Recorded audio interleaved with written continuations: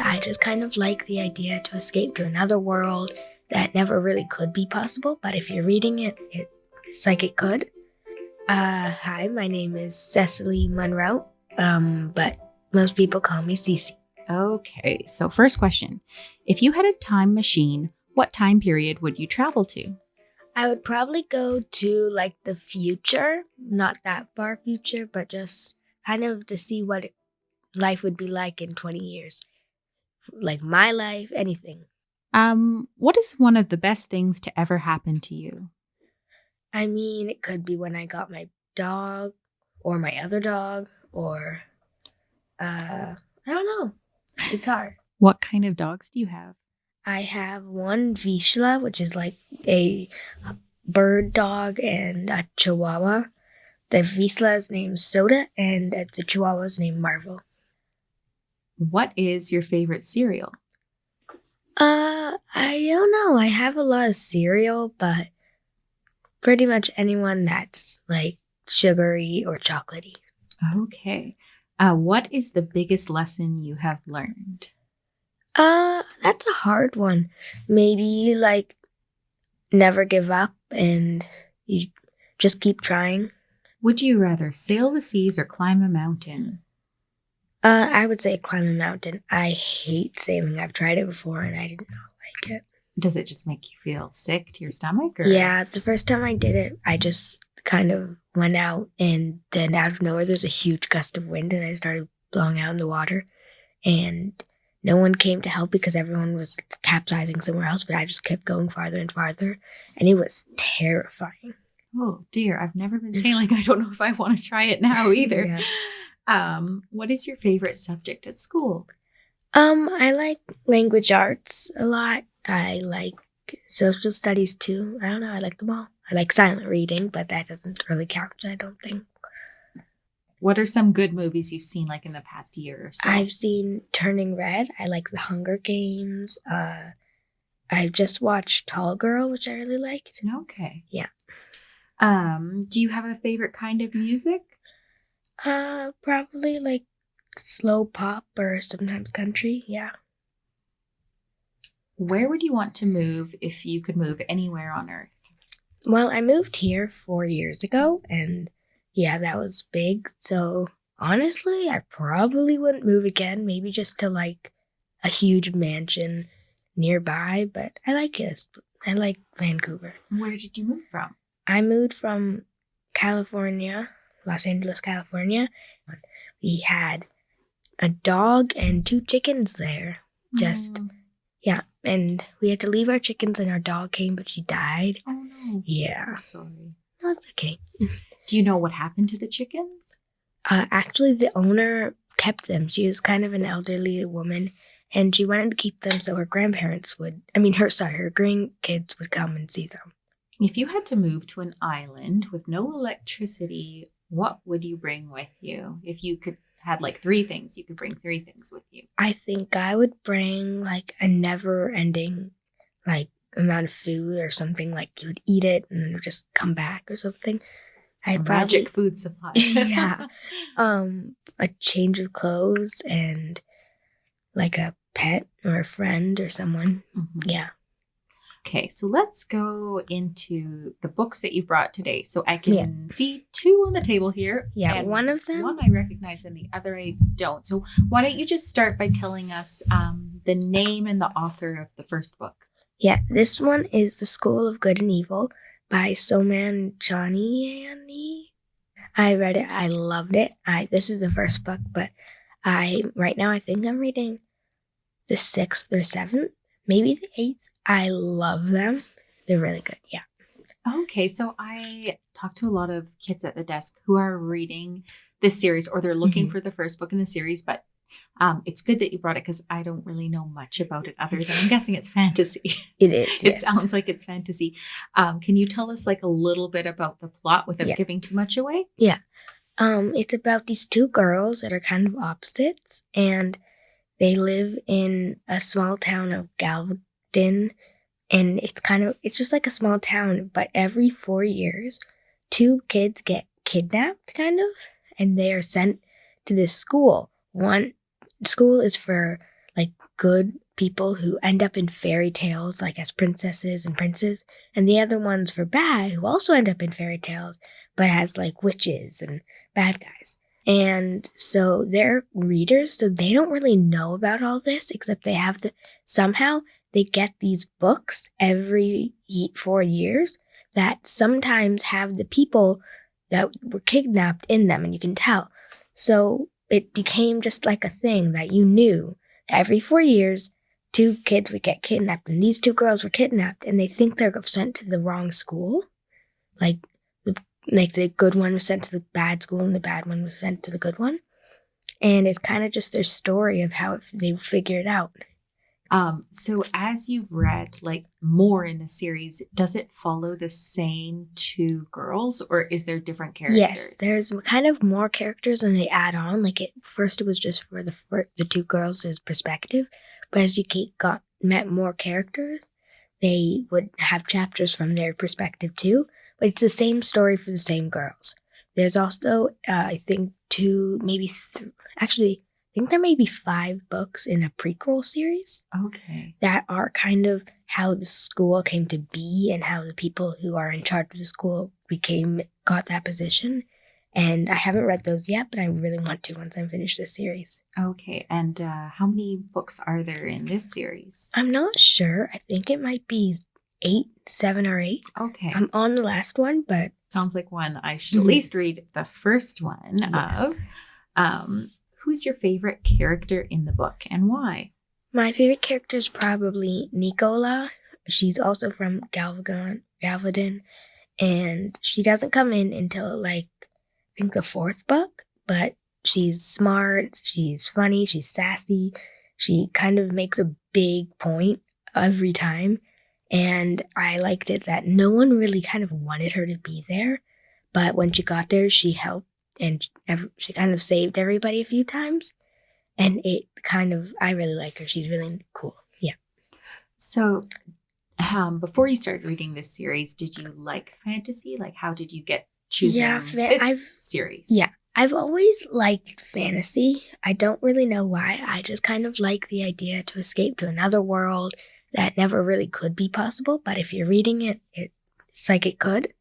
So I read The Hunger Games, and I've read The Keepers of the Lost City, which is another great book. And when I saw this one, I have a Kindle, which is kind of like an iPad just to read on. And I saw this and it was recommended, and it was fantasy and it looked so good. And I started it, and then I saw there's a bunch more books, and I just kept going because I loved it. Yeah. So what is the other book you've got there? Can you tell us the title and the author of that one? Yeah, it's called Seaside by Wild Scott. It's not my favorite book now, but when I read it, I was kind of little, and it was the first time I really loved a book, and I loved it so much. I don't even know why. It's a bit of a fantasy. It's about a boy whose dad was one of Blackbeard's good boys, and it's kind of him meeting this octopus there's one chapter about from the octopus's point of view and one from him, and they meet, and it's just kind of their life together and the crazy things that happen. And I loved it so much. I don't think it's that popular of a book, but I think that it's amazing. It's the first book that I really loved.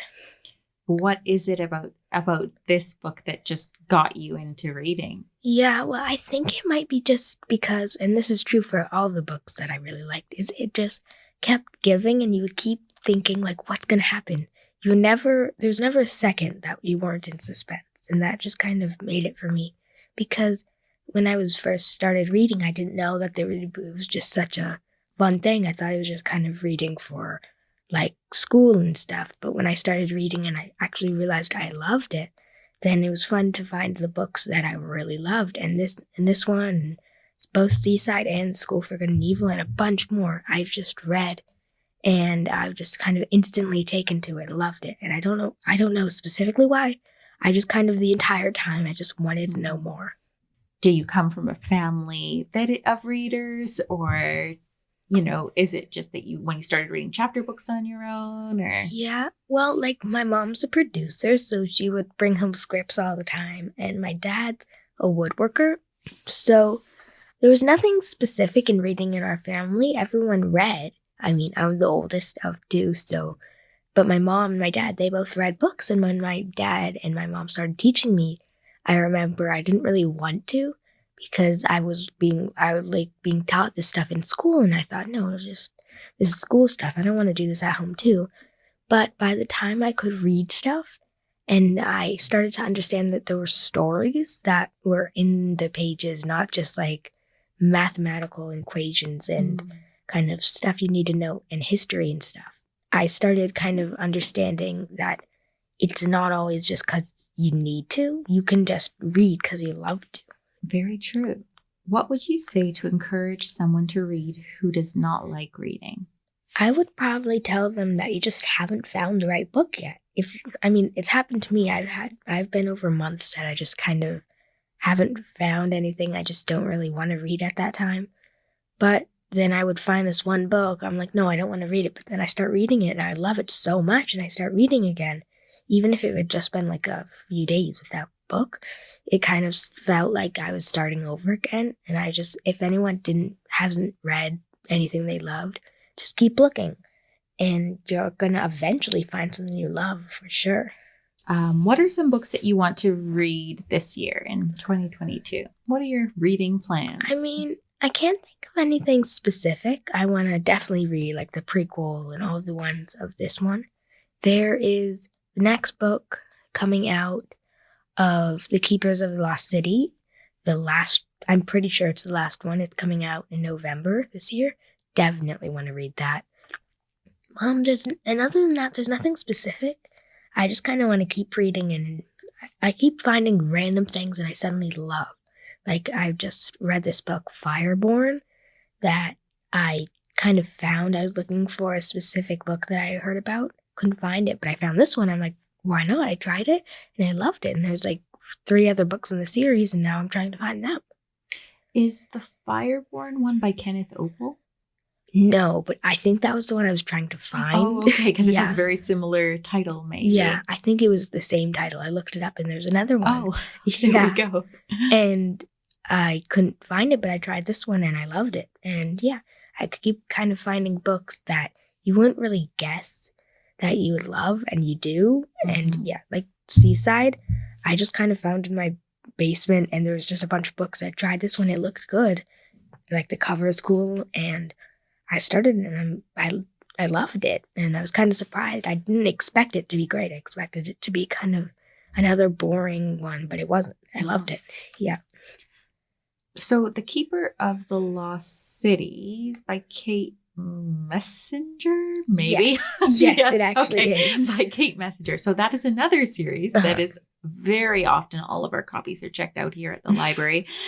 Again, I know it's fantasy. Again, I don't know much else about it. So maybe you can educate me a little bit more on Keeper of the Lost Cities, what it's about, a little bit about the plot, and maybe just like a little bit about the first book. Yeah, it's about this girl named Sophie who just lives a normal life until she finds out that she has this amazing power to hear people's thoughts. And she just lives in the normal world. And then this guy comes, and it turns out that she can't hear his, and he can't hear her thoughts. And it turns out she's an elf. Well, and they all have powers of some sort. And